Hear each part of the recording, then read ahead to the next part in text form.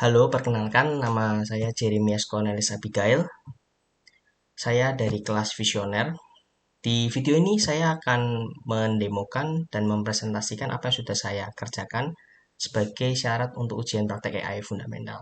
Yang dalam hal ini adalah Decision Tree Classification for Car Evaluation Dataset. Deskripsi project. Pada project ini, saya membangun model Decision Tree Classifier untuk memprediksi keamanan safety pada mobil. Awalnya saya melakukan implementasi dua model decision tree menggunakan kriterion Gini Index dan entropi.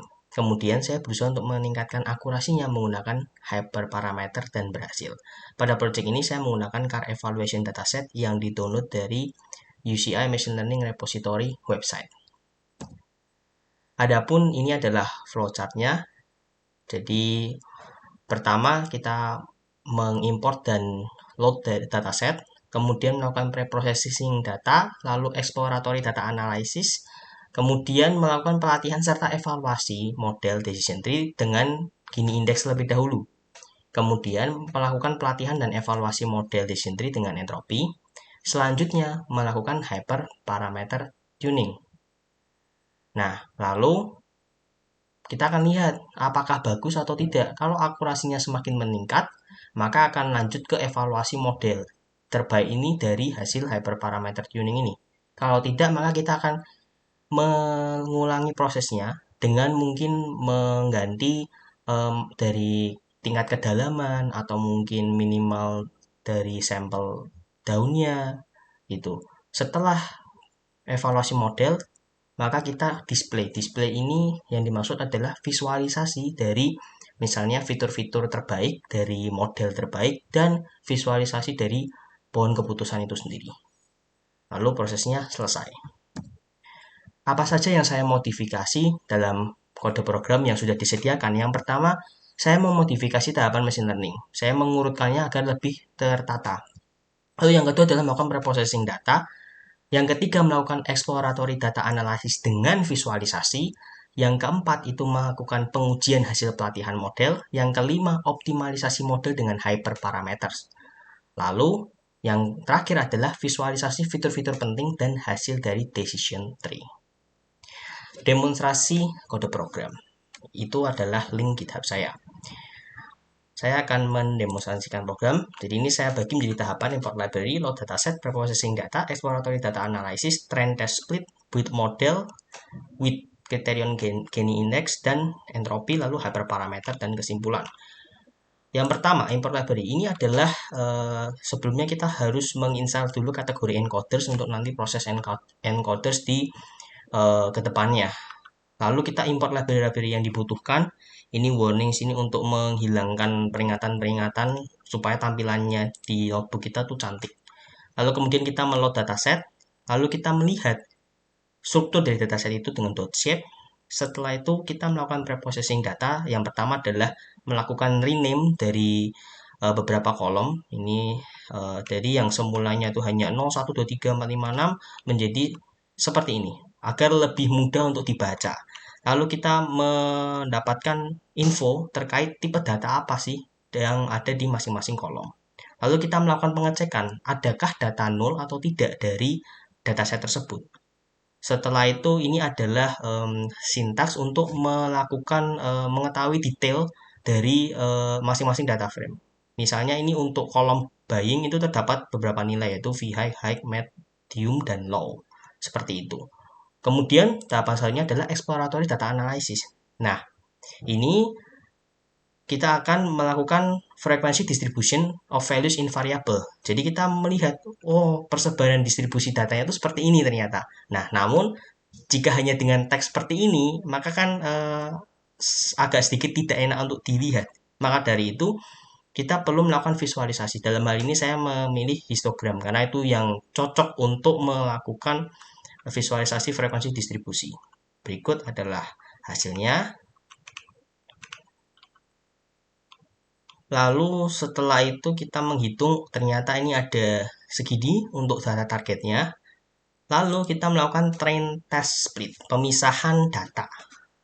Kita memisahkan dulu antara kolom fitur dan kolom target. Setelah itu kita melakukan pemisahan menjadi dataset latihan dan dataset uji. Dalam hal ini saya memilih 0,2. Jadi 20% itu data tes dan 80% data latih. Kemudian kita melihat ini adalah hasil dari pembagiannya untuk masing-masing jumlah data.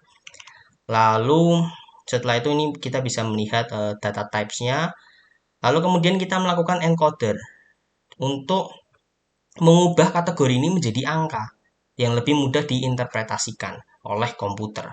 Maka dari itu kita melakukan encoding. Setelah itu kita juga lihat Y-nya juga sudah seperti ini, yaitu data-data targetnya. Lalu kita melakukan build model decision tree classifier menggunakan Gini index. Bisa kita lihat dengan max depth 3 dan random setnya 0, diperoleh akurasinya segini. Untuk data train 0,8, untuk data test 0,81. Which is ini bagus karena tidak ada perbedaan yang signifikan. Jadi bisa dibilang ini tidak overfitting maupun underfitting. Dan kalau kita lihat di classification reportnya juga bisa dibilang bagus juga.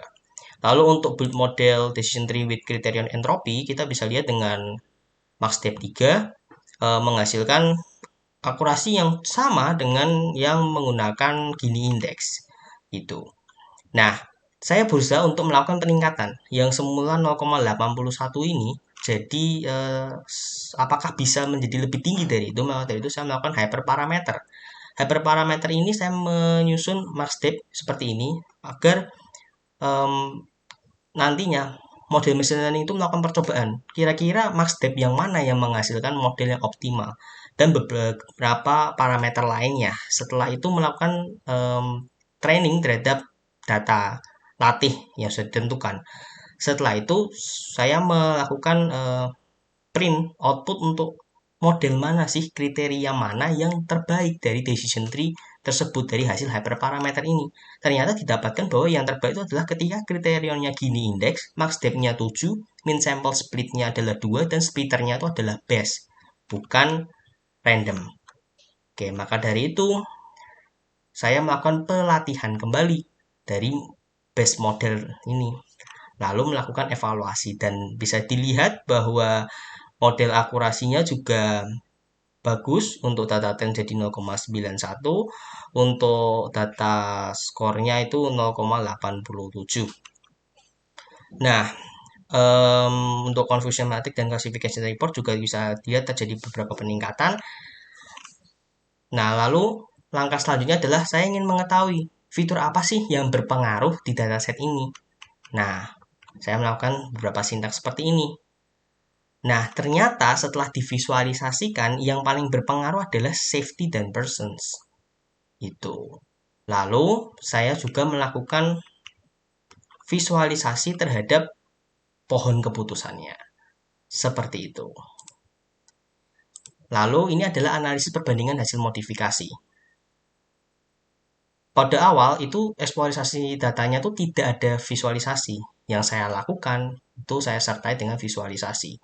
Lalu yang kode awal tidak melakukan hyperparameter, sedangkan saya melakukan optimalisasi dengan hyperparameter. Lalu bisa dilihat tadi kisaran performa modelnya 0,80 dan 0,81, sedangkan setelah di hyperparameter menjadi 0,91 untuk data training dan 0,87 untuk data testing. Dan lalu di kode sebelumnya max depth-nya adalah 3 dan yang saya tetapkan adalah kedalamannya adalah 7. Gitu. Lalu ini adalah kesimpulannya bahwa data yang diberikan itu bisa dibilang lumayan untuk satu kasus ini, yaitu 1728 data. Lalu yang kedua, data yang diberikan itu sudah bersih karena tidak ada nilai nol di dalamnya. Yang ketiga, variabel independennya itu terdiri dari safety, persons, main, buying, luck, both, dan doors. Dependennya itu dari ACC, good, ACC, dan VGood. Ini adalah nilainya. Jadi dependent itu adalah target. Jadi ini adalah kategori dari kelasnya. Itu. Lalu setelah itu untuk pembagian data latih dan uji yang saya lakukan adalah 80/20. Jadi 80% data latih dan 20% data uji.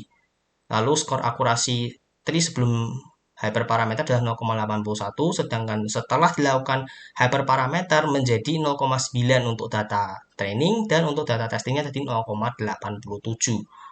which is itu menandakan bahwa adanya peningkatan. Lalu pada pernyataan poin 7 tadi ini didukung dengan adanya classification report yang semakin baik. Lalu dalam pemodelan decision tree terdapat dua fitur yang paling penting, yaitu safety dan person. Sedangkan fitur dengan nilai terendah adalah fitur doors yang dapat kita lihat seperti berikut. Sekian presentasi dari saya. Terima kasih.